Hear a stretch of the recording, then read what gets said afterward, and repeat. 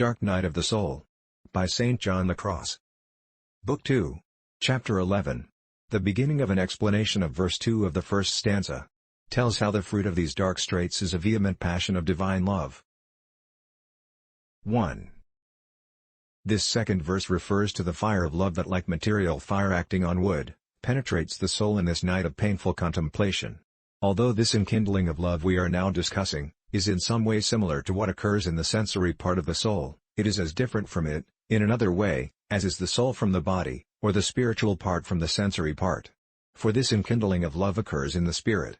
Through it the soul, in the midst of these dark conflicts, feels vividly and keenly that it is being wounded by a strong divine love, and it has a certain feeling and foretaste of God. Yet it understands nothing in particular, for as we said, the intellect is in darkness. 2. The spirit herein experiences an impassioned and intense love because this spiritual inflaming engenders the passion of love. Since this love is infused, it is more passive than active and thus generates in the soul a strong passion of love. This love is now beginning to possess something of union with God, and thereby shares to a certain extent in the properties of this union. These properties are actions of God, more than of the soul, and they reside in it passively, although the soul does give its consent. But only the love of God that is being united to the soul imparts the heat, strength, temper, and passion of love, or fire, as it is termed here. This love finds that the soul is equipped to receive the wound and union in the measure that all its appetites are brought into subjection, alienated, incapacitated, and unable to be satisfied by any heavenly or earthly thing. 3. This happens very particularly in this dark purgation, as was said, since God so weans and recollects the appetites, that they cannot find satisfaction in any of their objects. God proceeds, thus, so that by both withdrawing the appetites from other objects and recollecting them in himself, he strengthens the soul and gives it the capacity for this strong union of love, which he begins to accord by means of this purgation. In this union the soul loves God intensely, with all its strength and all its sensory and spiritual appetites. Such love is impossible if these appetites are scattered by their satisfaction in other things. In order to receive the strength of this union of love, David exclaimed to God, "I will keep my strength for you," Psalms 59:9, that is, all the ability, appetites, and strength of my faculties, by not desiring to make use of them, or find satisfaction in anything outside of you. 4. One might then, in a certain way, ponder how remarkable and how strong this enkindling of love in the spirit can be. God gathers together all the strength, faculties, and appetites of the soul, spiritual and sensory alike, so the energy and power of this whole harmonious composite may be employed in this love. The soul consequently arrives at the true fulfillment of the first commandment, which, neither disdaining anything human nor excluding it from this love, states, "You shall love your God with your whole heart, and with your whole mind, and with your whole soul, and with all your strength." Deuteronomy 6:5. When the soul is wounded, touched, and impassioned, all its strength and its appetites are recollected in this burning of love.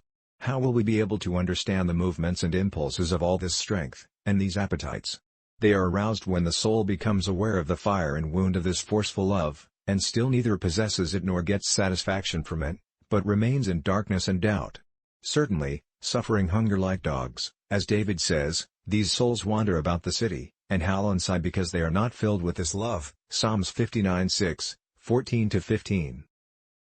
The touch of this divine love and fire so dries up the spirit and so enkindles the soul's longings to slake its thirst for this love, that such persons go over these longings in their mind 1,000 times, and pine for God in 1,000 ways. David expresses this state very well in a psalm, "My soul thirsts for you, in how many ways does my flesh long for you," Psalm 63:1, that is, in its desires. And another translation puts it this way, "My soul thirsts for you, my soul loses itself or dies for you." 6. As a result the soul proclaims in this verse, with love's urgent longings, and not with an urgent longing of love.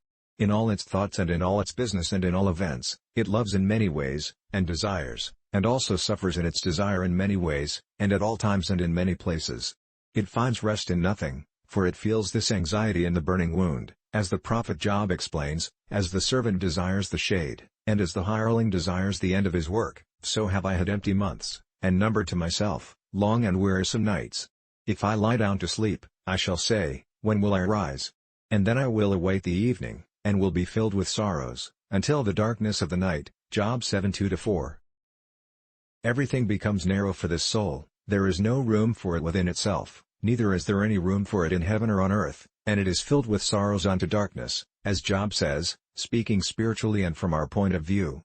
This affliction the soul undergoes here, is a suffering unaccompanied by the comfort of certain hope, for some spiritual light and good.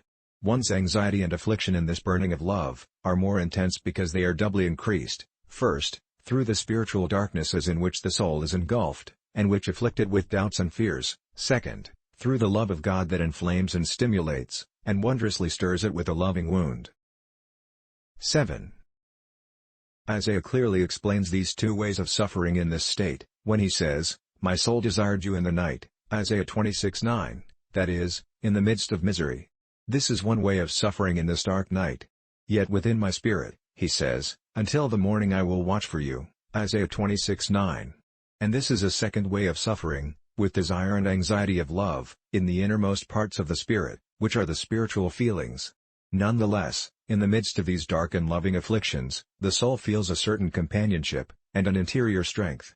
These so fortify, and accompany it, that when this weight of anxious darkness passes, the soul often feels alone, empty, and weak. The reason is that since the strength and efficacy of the dark fire of love that assails it is communicated and impressed on it passively, the darkness, strength, and warmth of love cease when the assault terminates. Next, Book 2, Chapter 12. Thanks.